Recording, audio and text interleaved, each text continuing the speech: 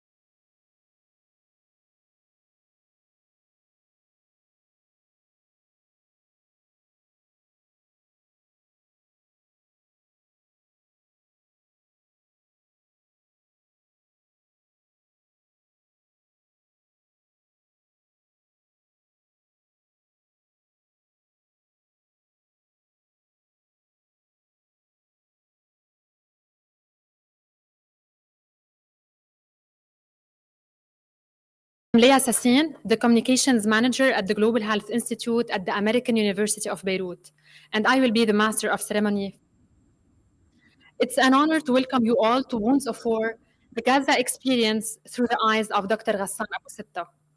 In partnership with the Institute for Palestine Studies and the Arabic Center for Research and Political Studies, this event will detail what happened and is still happening in Gaza through the eyes of Dr. Ghassan Abu Sitta, who was there to bear witness to deliberate dismantlement of the health system in Gaza. To begin, it's a privilege to invite Dr. Fadl Khouri, the president of the American University of Beirut, for a welcoming note. Dr. Khouri's presence here tonight underscores the importance of this event and the critical issues that will be discussed. Dr. Khouri.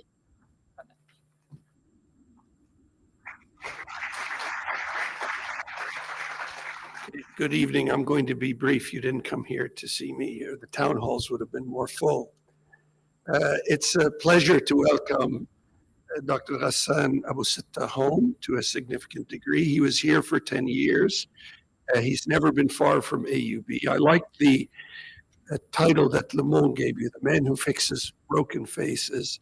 Dr. Abu Sitta was the founding director of the Conflict Medicine Program back when the Institute for Global Health was in its infancy. It's a small investment from the then Dean of Medicine, Mohammed Saïgh, and myself.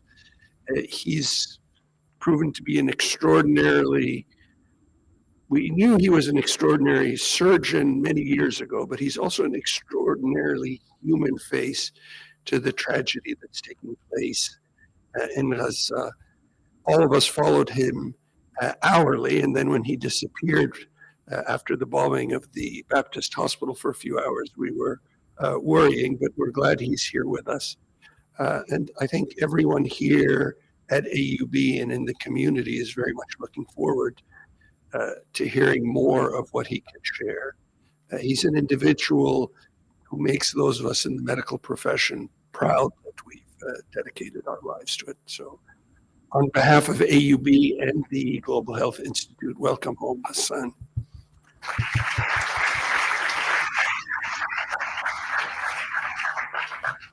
Thank you, Dr. Khouri, for your opening remarks.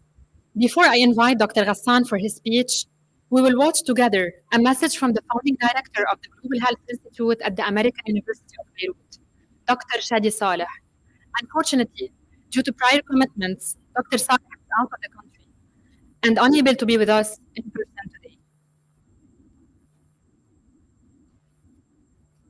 Hello, everyone. My name is Shadi Saleh, and I am the director of the Global Health Institute at the American University of Beirut. First off, allow me to apologize for not being able to be with you in person and listen to Ghassan due to pre-scheduled travel. To start off, all of us know that in medicine, there are specialties.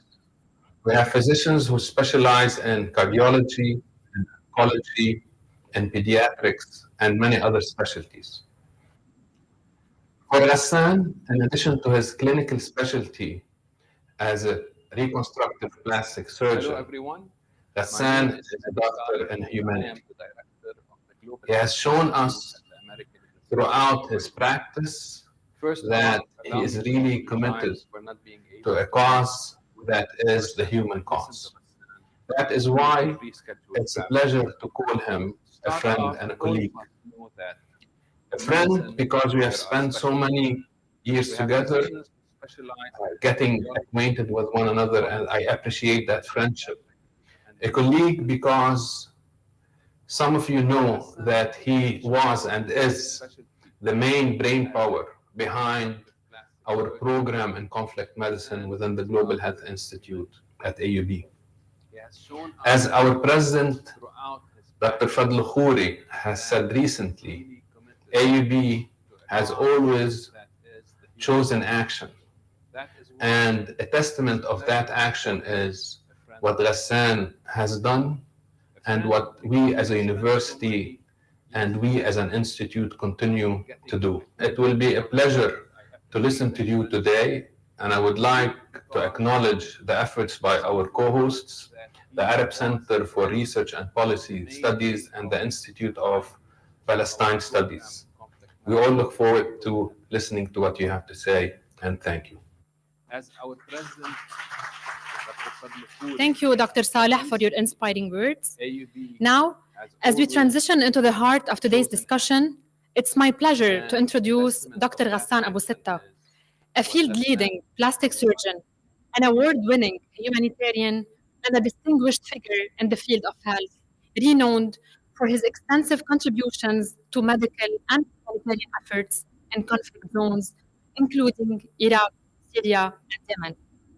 Dr. Abu Sitta is also the founding director of the Conflict Medicine Program at the Global Health Institute and a member of the Board of Trustees at the Institute for Palestine Studies. Dr. Abu Sitta has always dedicated his expertise to understanding and addressing the wounds of war, especially as they manifest in the context of Gaza. His insights are not only informative, but carry a weight of responsibility as he strives to comprehend the complexities of health in regions affected by conflict. He dedicated his career to addressing the complex challenges of healthcare delivery in conflict-ridden areas. His work extends beyond academia as he actively engages in on-the-ground efforts, providing medical assistance and advocating for the rights and well-being of affected populations. Please join me in welcoming Dr. Ghassan Abu Sitta.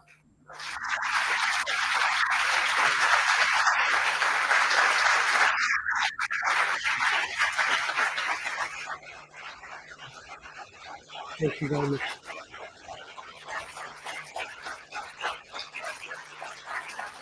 Thank you. Thank you.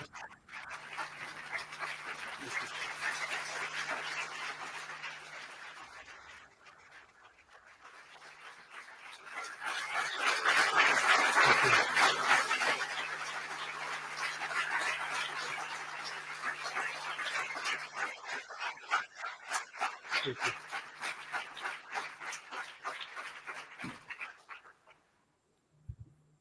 Thank you very much for this kind welcome to be back home at the Institute, where one feels not just amongst very dear friends, but also an institution that I've always felt was intrinsic to what I had always viewed as a journey that has taken the Palestinian people and their concept of health from pre-1948, where amongst the 75 Palestinian doctors, 3/4 were graduates of this institution, to the time when doctors at this institution and medical students went out of the institution to provide the kind of medical care that our people needed in the refugee camps in Lebanon, to the time when students went out to the south and set up clinics and treated the wounded of the war.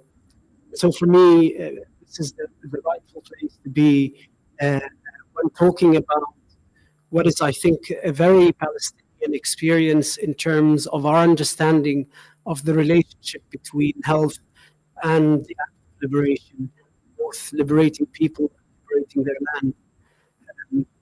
So thank you very much again for that kind reception. You start on Saturday night.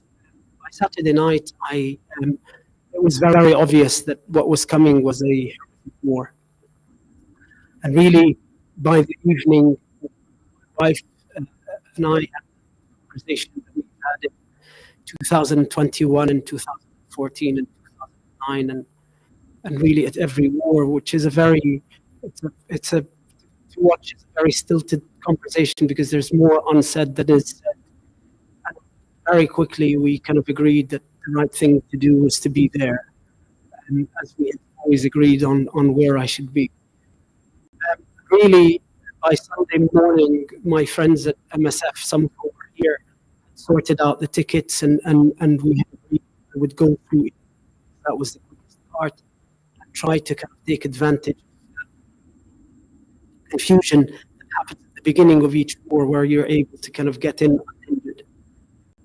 By Monday morning, the 9th of October, I was making my way to city. And really, as a result of the bombing that night, we were pinned down in a house. We couldn't move until the Tuesday morning. And it was Tuesday morning I was able to move from the house that I was in, my cousins, to Shifa, where a journey that I had expected that lasted around 43 days took me through not just Shifa Hospital, the hospital in the north in Jabalia, and then back to Shifa when that was threatened, and then to Al-Ahli Baptist Hospital, and back from Al-Ahli Hospital when the Israelis fired a missile into the hospital, killing over 480 people. And then again, a few weeks later, back to Baptist Hospital when, as an act of resistance, the doctors and the nurses fixed parts of the hospital so that we can operate again. And it was really very quickly that it was apparent that this wasn't the usual war. The sheer ferocity of the attack, the fact that unlike the 2014 war where buildings were being targeted, here you would watch whole neighborhoods disappear, first into a flash and a fireball, and then into a cloud of dust, and then these neighborhoods would completely turn into rubble. And then with the passing days, the sheer number, the astounding number of wounded and those killed really highlighted the fact that this is a war of genocide rather than a war that aimed at some military objective. And throughout my experience, both here and in other wars in Gaza and in Yemen, in Syria and in Iraq, one had come to learn how to read the war through the wounds of those patients, and how to read the weapons from the forensic evidence of those patients. And very soon after, we started seeing the full range of the kind of destruction and the kind of diabolical application of science that was behind these weapons. The first wave were incendiary bombs covering over 50–60% of the body surface area. Then another wave where we were seeing whole families disappear, multi-generations. We started seeing children who were the sole survivors of multiple generations of the same family. Then we started seeing colleagues being killed. The first, and I'd like to pay tribute to him, Dr. Midhat Saydam, who was killed when he tried to take his sister back to their house where his siblings were when the Israelis targeted the house, killing him, all of his siblings and all of their children and his parents. And then you felt that there was an intensity that was performative. The war was being performed in a way that the Israelis wanted you to understand that there is no red lines, and that they would pick those red lines that you believed existed in any kind of war, and then in a very open and exhibitionary way would take them apart. And I think the war and the attack on Al-Ahli Hospital was really that part of that test. That morning, because there were so many patients at Shifa Hospital, well beyond the capacity of the operating rooms, we had decided, myself, my colleagues and I, that I would start taking patients to Al-Ahli Hospital to try to alleviate some of the pressures on Shifa Hospital. That we were, sometimes a week behind in taking cases to the operating room at Shifa because the sheer number of the wounded was overwhelming, and the resources were being consumed at a rate where we're starting to run out of things very quickly. And I remember arriving that morning at the Baptist Hospital, where I had worked in 2021, and during the marches of return on the day the American embassy had been moved to Jerusalem, and there were thousands of gunshot wounds of demonstrators.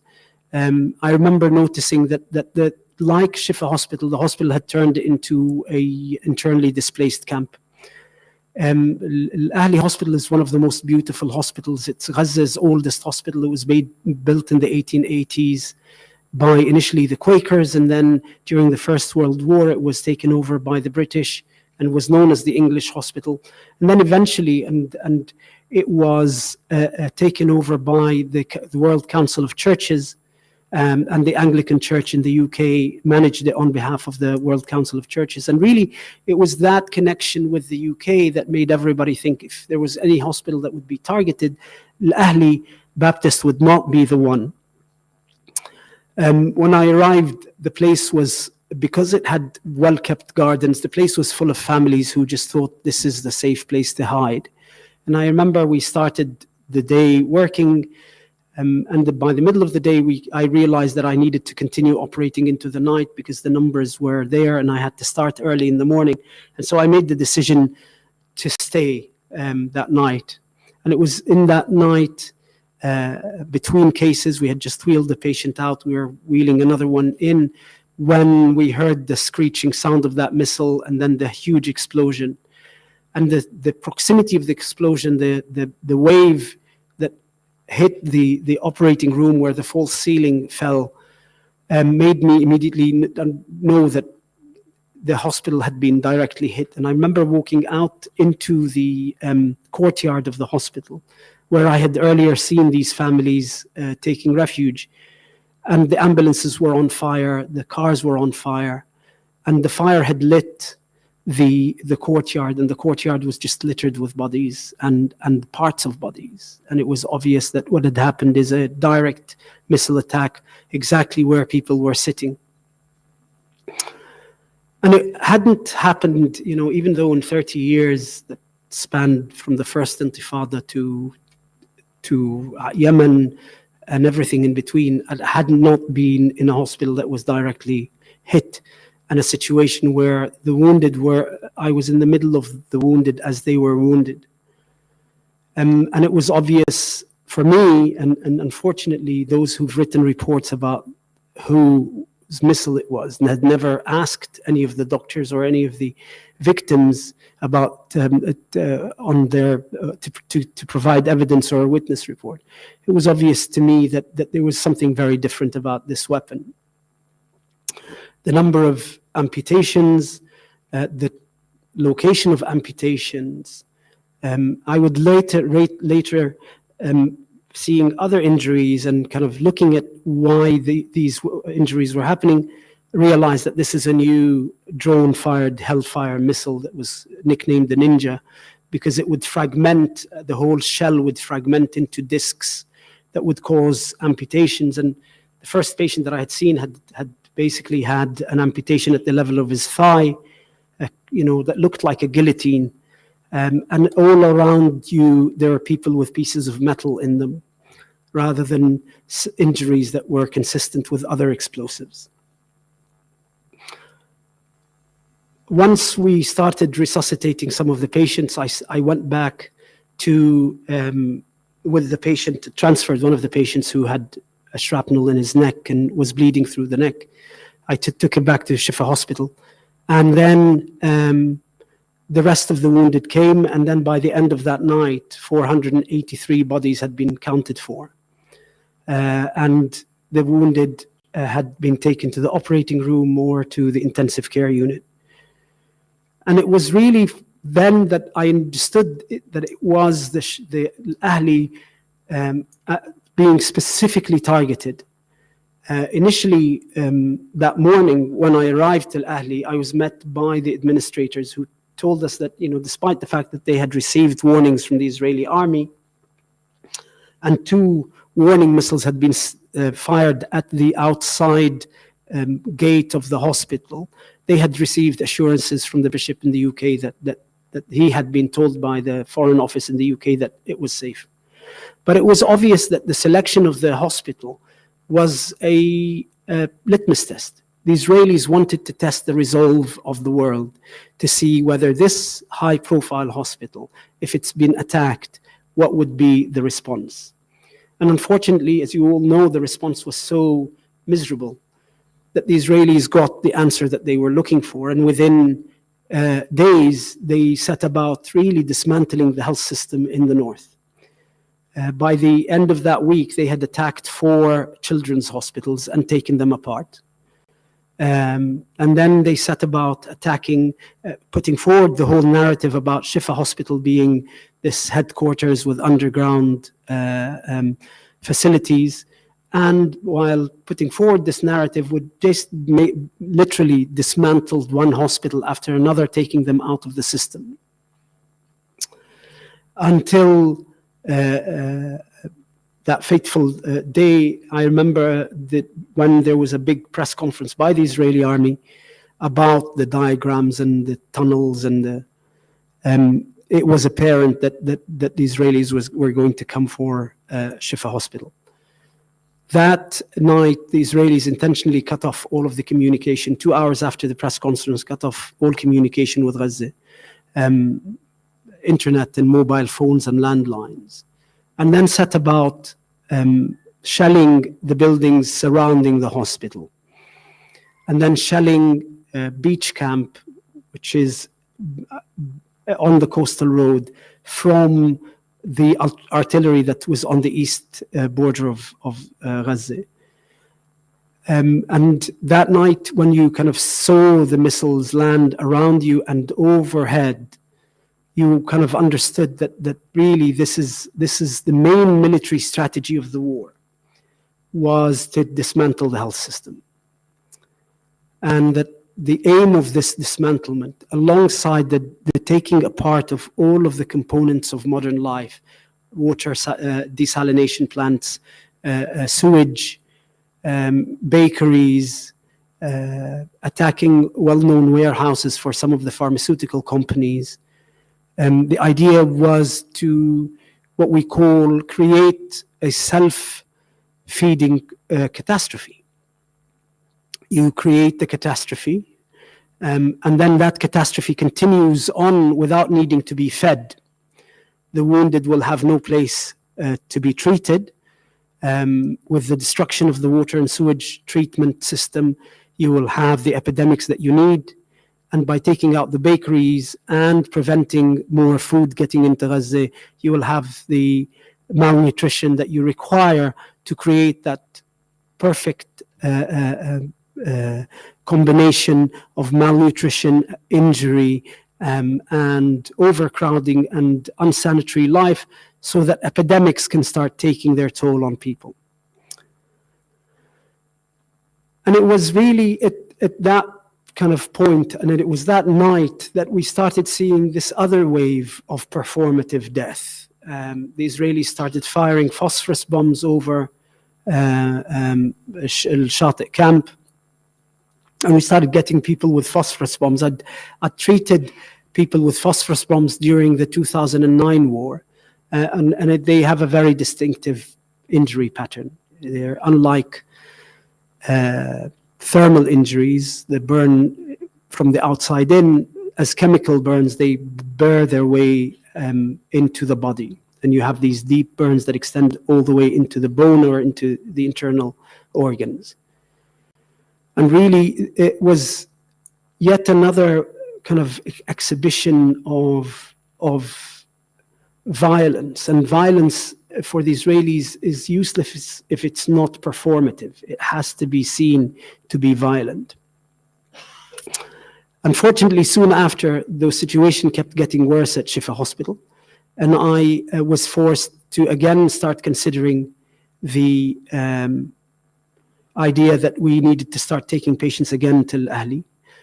Our colleagues at Al-Ahli Hospital had managed to fix a couple of the ground floor wards. The top floor wards were damaged, and the shaft of the elevator was damaged, and so we couldn't fill out and they had fixed the 2 of the operating rooms.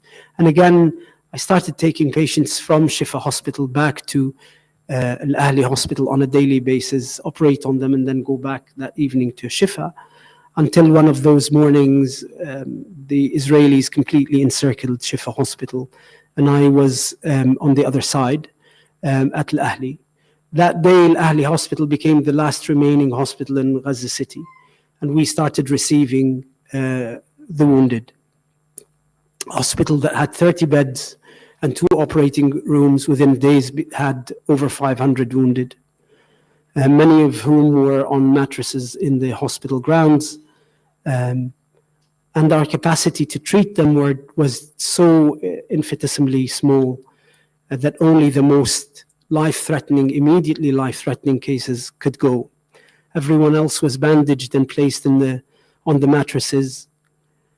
And the siege started to bite. We ran out of morphine, we ran out of ketamine, which is a veterinary anesthetic that we use in war surgery because it allows us to perform complex procedures without the need for anesthesia, for an anesthetist.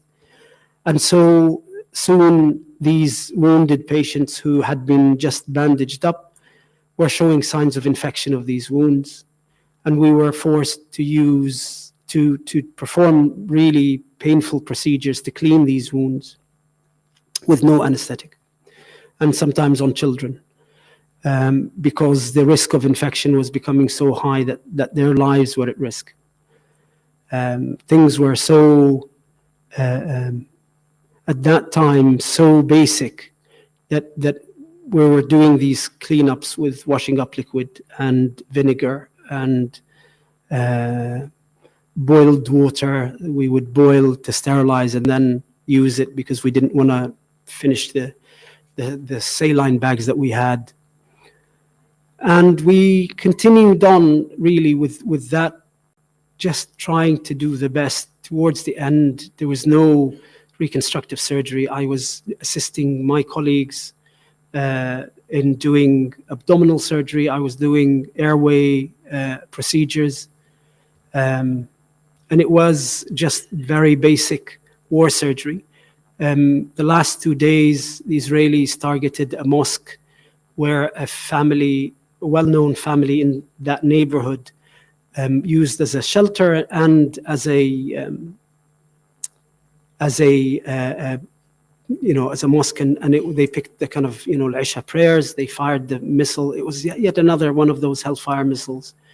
And we received that night 60 killed and several hundred wounded. And it was really that night that we had to triage people with the help of their relatives. They would decide which one of the wounded they felt that needed to go to the operating room, because everybody needed to go to the operating room. And it was based on how many children they had, who they were raising. We operated that night till 5 o'clock in the morning. And then at 5 o'clock in the morning, at the end of the last procedure, the anesthetist told us that they'd run out of medication, run out of anesthetic, propofol, ketamine, everything had finished. And it was really at that moment that we decided that, as a surgical team, there was nothing left for us to do in northern Gaza. And we made our way. In the early hours of the morning, we decided to walk out of the hospital. Now, the problem was that we had seen and heard what were called quadcopter drones. These are small drones with a sniper gun. And we had received from the vicinity of the hospital over the previous days over 20 patients who had been shot with high-velocity gunshot wounds by quadcopters as they tried to get to the hospital. We kind of followed the side streets out of the hospital in what took 6 hours to get to what the Israelis had referred to as the pathway between the north and the south, and that was supposed to be a safe zone. When we got it to Salah ad-Din Street, it was like a scene from. It really was, for me, Naji Al-Ali had described what the Israelis had done in Sayda in '82, when they brought all of the inhabitants of Sayda and all of the inhabitants of Ain al-Hilwa to the beach. And it was very much like that. You had to walk through a very narrow area and look to the left And rather than what had happened in 82 before the technology, there was a masked man with a bag on his head who pointed people out. To the left were cameras and binoculars, obviously with facial recognition software, and people would be stopped and you would be asked to put your hand on the guy next to you, and if it's the right guy, then he would be told to leave the child that he has and walk towards the Israeli soldiers. And you could see that there are people who'd been arrested, stripped down and blindfolded and arrested. And along that road, they had intentionally left dead bodies so that you can see what was happening as you walked past them. I eventually got to the other side, to Nusayrat camp, which is in the central area, but what was designated now the south. And I joined some friends in a hospital that was being run by a Palestinian NGO in Nusayrat. And for those remaining 2 days, I was just doing dressing changes because I discovered that the situation in the south was not much better. The operating rooms were so short of resources, so short of fuel, that as a surgeon, you had the same sense of paralysis because you couldn't get your patients to the operating room. There was, only the most critically ill were getting there, and very limited. And it was really at that time that I thought, this is the time to properly leave.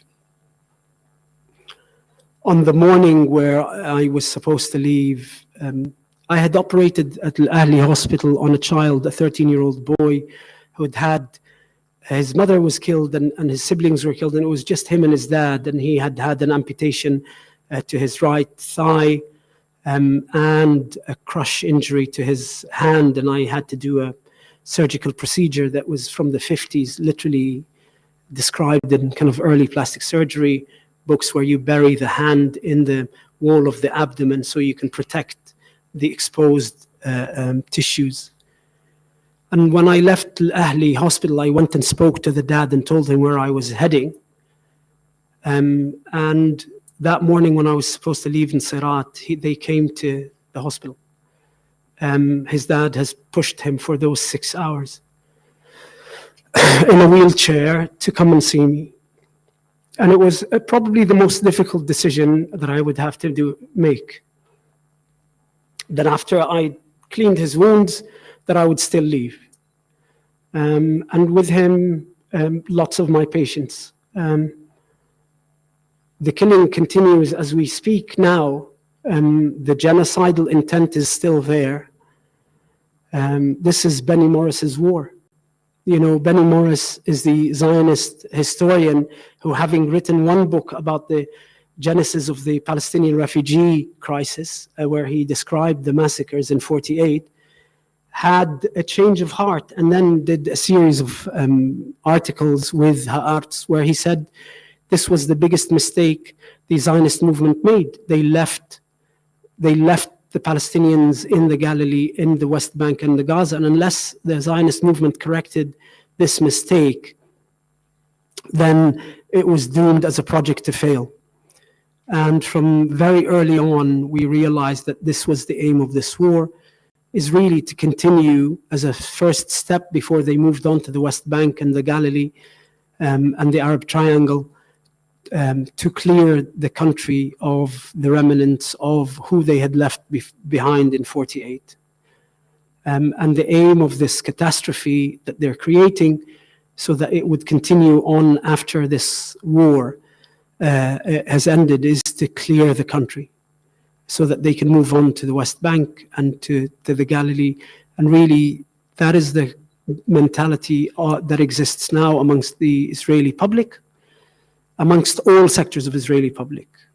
There was, during the war, a petition signed by 400 leading Israeli doctors calling for the destruction of the Palestinian health system, calling on the army to target the Palestinian health system. And so when you reach that final solution mentality, it is bleak what is held for us. But at the same time, it's these acts, not just of resistance as we know it, these daily acts of resistance by the fact that their Jabalia camp in the north is still full of people, that there are still almost 700 to 800,000 living in northern Gaza, that people now share everything openly with each other, that there are houses where they've put up people they barely knew to live with them, where these acts of love that you can never understand in normal conditions, where people adopt the children who are now wounded but have no remaining relatives and help and feed them with their own children.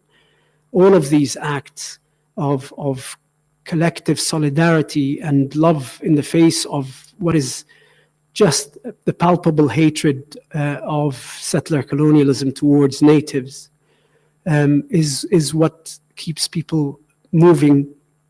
But even they have a finite ability to stay steadfast.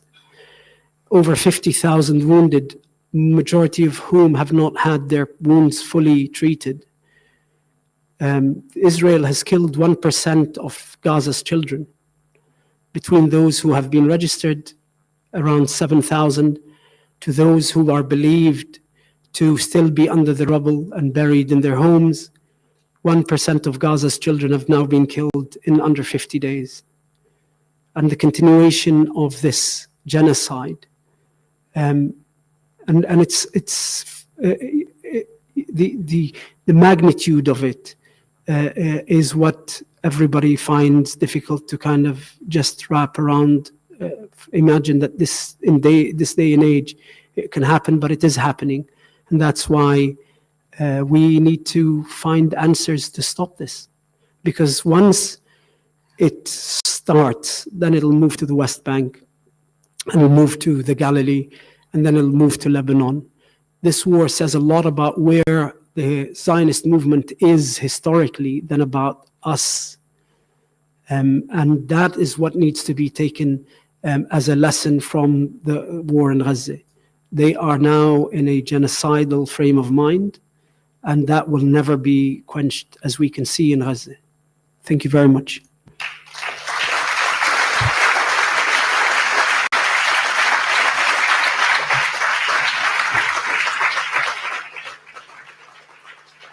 We express our deep appreciation to Dr. Ghassan Abu Sitta for providing invaluable perspectives on the challenges faced in conflict zones and the enduring impact on communities.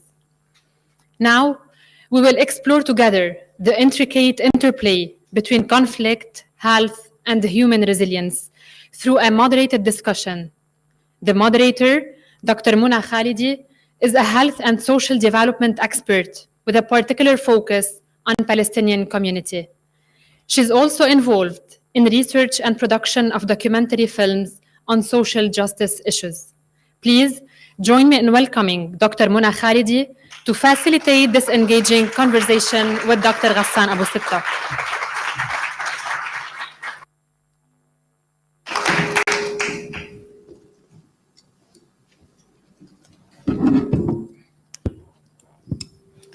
Okay, good. Thank you, Ghassan. So good evening, everyone. I will start with a few words that I want to say, which is that we heard a lot about Ghassan, but I still want to talk a little bit about Ghassan, the person. One thing, Dr. Ghassan Abu Sitta is a rare breed. He's the rare breed of physician who was able to put in theory and practice, bridge the gap between highly specialized medicine and public health. He is a surgeon who sees, but more importantly, appreciates the bigger picture. And he does that by clearly understanding and responding to the needs of his patients at both the micro level and at the level of the wider community at one and the same time. Dr. Ghassan Abu Sitta, I think, has clearly shown us through his career that he acts on his sense of duty, on his belief system, and on his ethics and moral principles. He is not only a surgeon and a public health person, but he is also very aware of the importance of documenting what is going on, of being a witness, and of what the young generation calls speaking truth to power. And this is what he's doing now since he left Gaza this last time. Just anecdotally, today I walked with Ghassan through the AUB campus, a walk that I've done a billion times in my life. But this time it was different because at every 3 steps somebody would stop us, whether it's a colleague or a student or one of the cleaning staff or one of the security men, and they would stop him and thank him for being an inspiration. As we left College Hall, we found waiting for him a young student who had heard that he was there holding a bouquet of flowers and lots of tears. And she just wanted to thank him for being her inspiration and for being a hero. And I think she speaks certainly on my behalf, but I think on behalf of all of us. So thank you, Ghassan.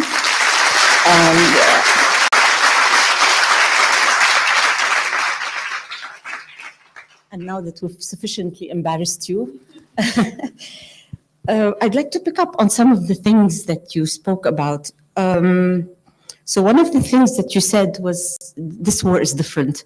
This is your 5th Gaza war. And you said it's different. And it's not different only in terms of scale.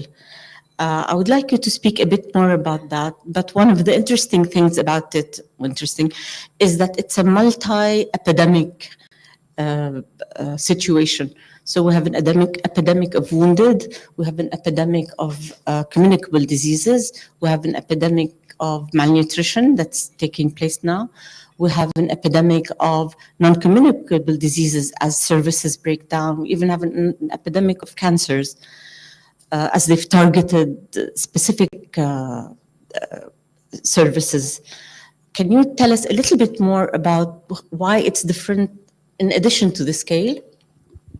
So in terms of the scale, it's not just in terms of the size of it. Is this working? Yes, so in terms of the scale, it really is the difference between a flood and a tsunami. Just everything about it was much bigger, and because the intent was different. This was a genocidal war rather than a military victory war. And so the aim of it was never, and it never is, to gain the upper hand in any way. The aim of it is to make the place uninhabitable. And you make the place uninhabitable by killing as many people and wounding as many people, and then making sure that those who are left behind, their lives are so miserable that they will have to leave soon after.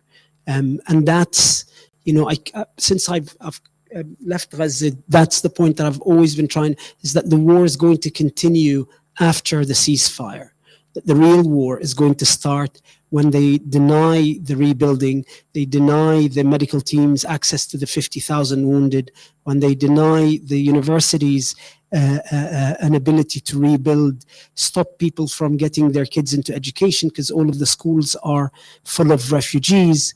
All of these things are really being put in place now so that whatever's left carries on well after the war. In terms of scale, I mean, one of the meetings that we had a few days ago, I went to Qatar because the Children's Prosthetic Center in Gaza is funded by Doha Foundation, Qatar Foundation. And prior to the war at GHI, we were starting a project with them looking at the burden of care of pediatric amputations. And at that time, there were still 180, 190 children with war-related amputations in Gaza. In this war, and this is really a conservative estimate, I think there's probably now between 900 and 1,500 children with amputations in this war, many of whom now have multiple amputations, and many of whom have been left without family to look for them. Sorry, to look after them. And so, and that's a kind of example of the, so not only is the dimension of wounding much more difficult, the complexity of the wounding, the social component, looking after these kids is going to be much more difficult. The mental health burden on these children is much more difficult. And this is only a small cohort in multitude of, when Shifa collapsed, there were 120 children who were wounded and were the sole survivors of their families. And they had no one left, even a kind of second cousin to look after them. Some of whom were so young, we didn't know their names. And they did, they were less than 3, we couldn't ask them their names. So all of these layers of kind of wounding, not just the physical, but the social and the psychological, are happening at a scale, as Muna said, that is an epidemic scale. How do you address mental health needs of 2.5 million people? What is the post-traumatic in a place that doesn't know what post-trauma is? How do you start mental health support when people are still wounded and they're still living in shelters and they're still struggling to find food? All of these complexities that we've never seen in this modern day, but probably had existed in the past in other genocidal campaigns. We're having to witness and come up with solutions and think about the day after. What do we do for the people who are left behind so that the wounds are allowed to heal and that this ethnic cleansing, which is the aim of this war, doesn't happen? I just want to pick up on one thing before I ask you about the future. When you're talking about the burden, the people we traditionally rely on, the carers, whether they're medical staff or the teachers or psychiatrists or psychologists, they themselves are the victims of what's going on. So how do we expect those people to then pick up the pieces and care for others? So, till now, there's around 290 doctors and nurses and paramedics who've been killed. And they've not been randomly killed. The percentage of doctors who've been killed who have unique skills is too high for us to believe. When the only nephrologist in Gaza, after 6 years of residency in Jordan, gets killed during the war, when the only and he was a colleague of ours at GHI and was a fellow at the Global Health Institute doing research in Gaza, the only pathologist in the cancer hospital is killed. When the head of neurosurgery is wounded because his house is targeted. You see that this dismantlement of the health system is not restricted just to the buildings and the equipment. There is an attempt to make sure that this is truly an uninhabitable place when this war ends. Within the small group that I was in, and it was probably one of the smallest departments, there were 7 of us. All of my colleagues had lost their homes. Dr. Midhat Saydam was killed.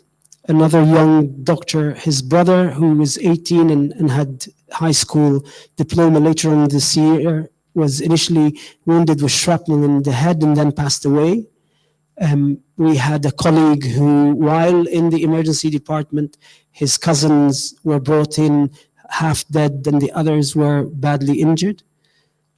Everyone in that team was directly affected because the percentage of those killed, 1 in 200 people, meant that everybody was being affected. And that was then. So the percentage now is probably closer to 1.5. 1.5% of the population and 1% of the children are now been killed in just 50 days. Which brings us to the the real war, as you said, which is what comes next, making Gaza uninhabitable. So the tools we have will not work currently. How do you see this going? How do you see, I know you've spent a lot of time talking to various forums about this. I know you have your own recommendations of how to handle this on the today level, on the immediate level, on the short-term level, medium-term and long-term. Can you walk us through some of the ideas that you have? So the most important thing is for us not to accept this as a fait accompli, that this is the fate of the Palestinian people and that the Israelis will do what the Israelis will do, and the world needs to walk around the catastrophe. And to ensure that those governments, both within the region and outside, are held accountable for their role in maintaining the siege on Gaza. In terms of the practicalities, when you look at the 45 to 50,000 wounded, around 20,000 children wounded, these are multiple stages. They will need intensive support, mental health support while they're going through these stages.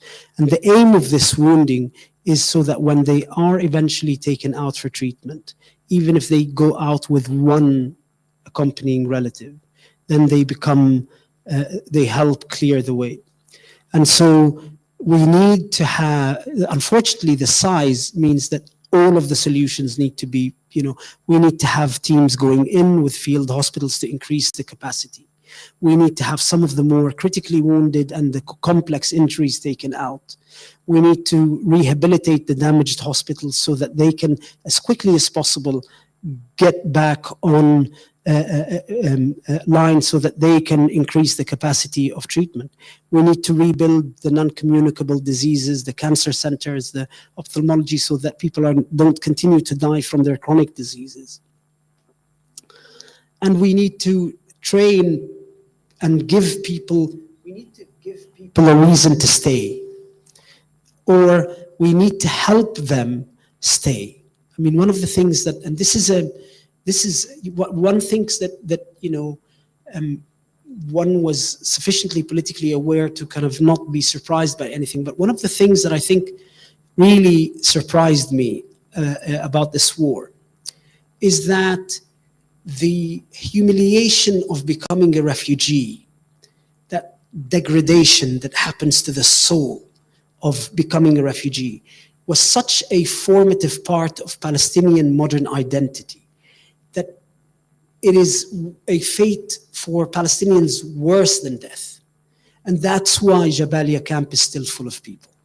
And that's why when the Rafah border was opened, those stuck outside Gaza went in rather than a stampede to the outside.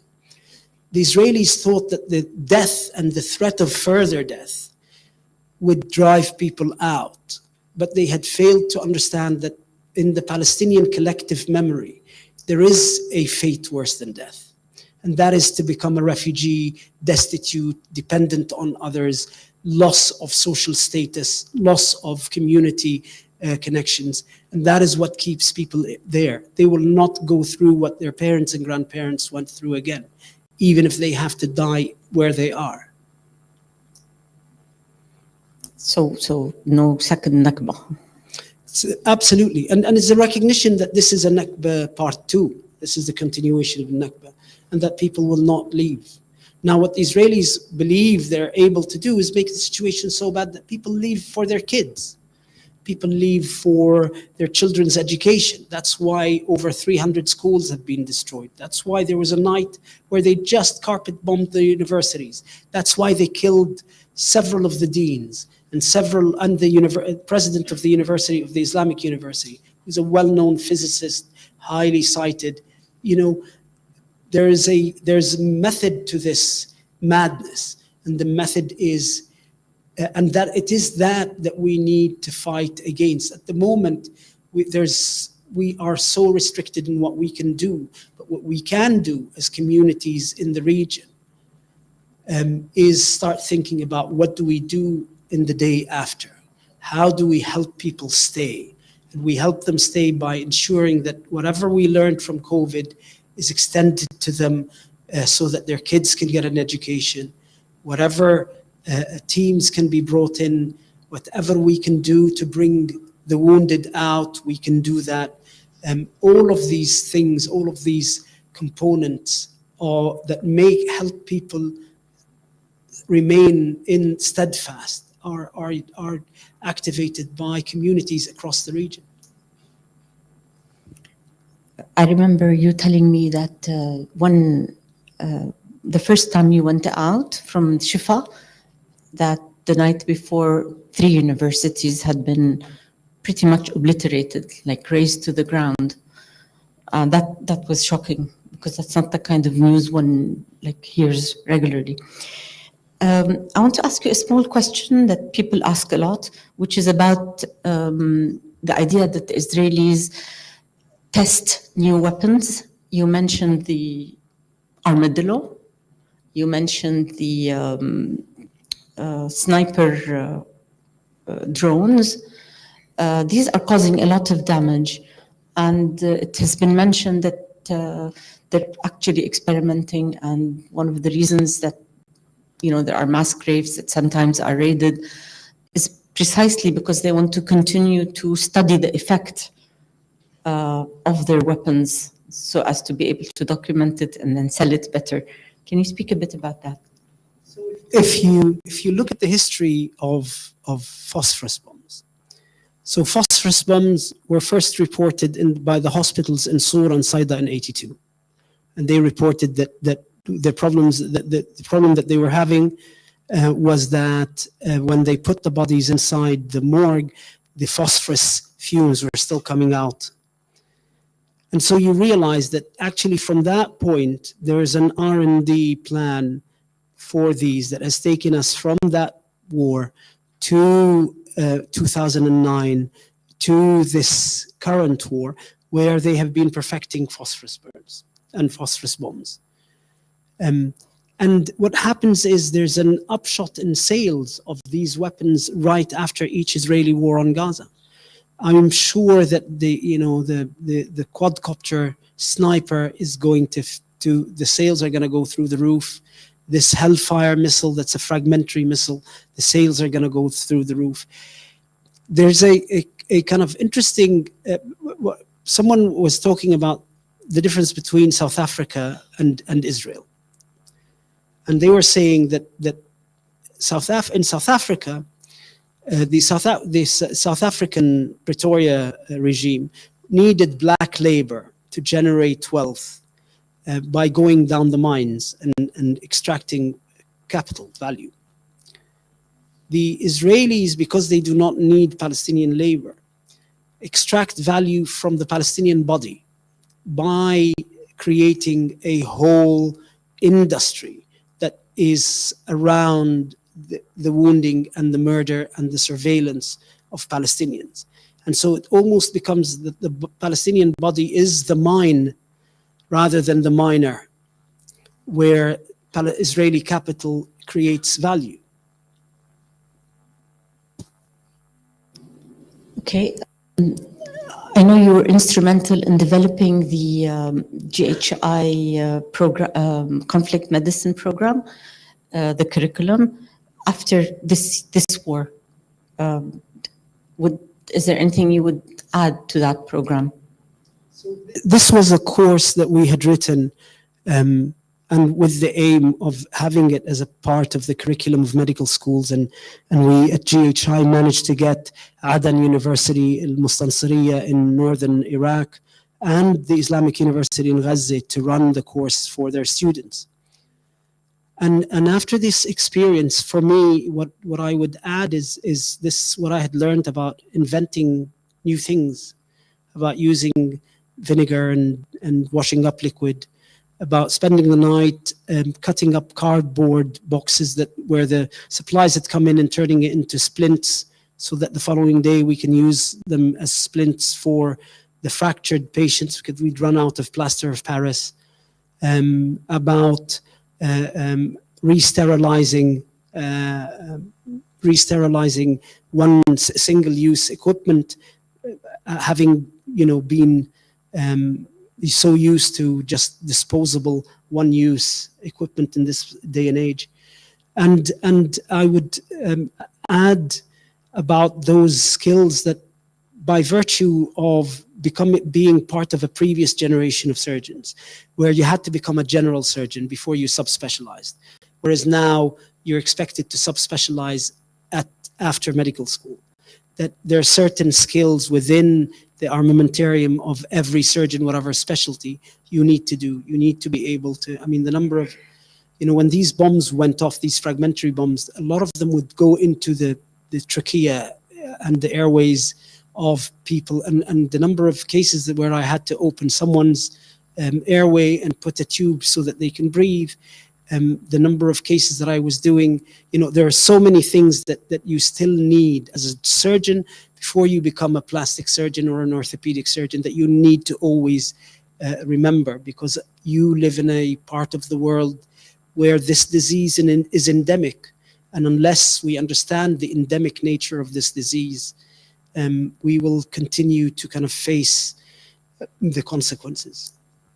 Basically talking about being prepared, being innovative, and being unstoppable, like overcoming obstacles as they put them in your course, as they will. I think if you have a deep understanding of the pathology, and that's why we were advocating at GHI that this belongs in the undergraduate curriculum, then you can be innovative, because you're grounded in the knowledge and in the fundamentals of this kind of medicine. I'm not saying that we kind of look forward to having, but just having an understanding of it means that you're able to understand what needs to be, the innovations that you need to be making at every stop. Okay, I think we're coming to the end of our time. I just have one last question for you. Talking to you brings home all the magnitude of the crisis, the disaster that we're facing, and yet you have hope. What do you build that hope on?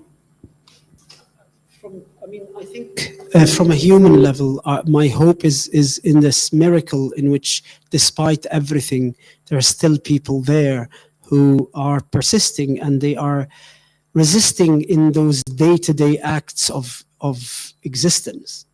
That they have, that they have stayed in Jabalia, that they have stayed in Beit Lahiya, that there's still hope because of my colleagues who are just, you are amazed that, those who were imprisoned in Shifa Hospital for over 2 weeks, when they were released, they went and joined the next hospital down the road, or went to the south and joined another hospital. That from the very beginning, there was an implicit national decision taken by all health staff that regardless of how many times they target the hospitals, that the hospitals will not evacuate as long as there are patients. And so these acts of kind of steadfastness by ordinary people doing ordinary acts of living in the face of this death world that the Israelis have created is what fills you with hope. And what fills you with hope is that after 75 years that the Israelis have reverted to this level of barbarism because they cannot understand why, after everything, we're still there. Thank you, Ghassan.